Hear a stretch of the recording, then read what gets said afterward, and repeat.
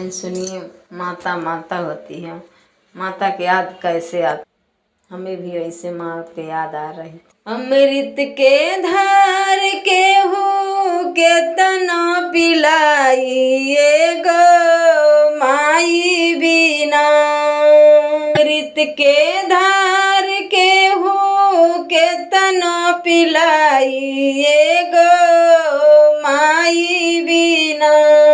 इसे करे जवा जुड़ाइए भाई गो माई बिना। कैसे करे जवा जुड़ाइए भाई गो माई बिना। करे हसान माई दुनिया देखावेली, करे हसान माई दुनिया देखावेली। बोले बतियावे अवरु चले के सिखावेली, बोले बतियावे अवरु चले के सिखावेली। मिल जाई अन्न धन मिल सुख पूरा, मिल जाई अन्न धन मिल सुख पूरा।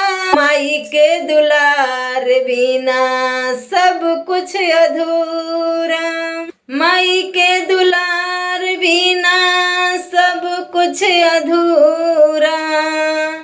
अमृत के धार के हूँ के तनो पिलाइए गो माई बिना। अमृत के धार के हूँ के तनो पिलाइए गो माई बिना। कैसे करे जावा जुड़ाइए भाई गो माई बिना। कैसे करे जावा जुड़ाइए भाई गो माई बिना। अचरा ओढ़ाई के हो दूधवा पिलाइए गो माई बिना। अचरा ओढ़ाई के हो दूधवा पिलाइए गो माई बिना। कैसे करे जावा जुड़ाइए भाई गो माई बिना।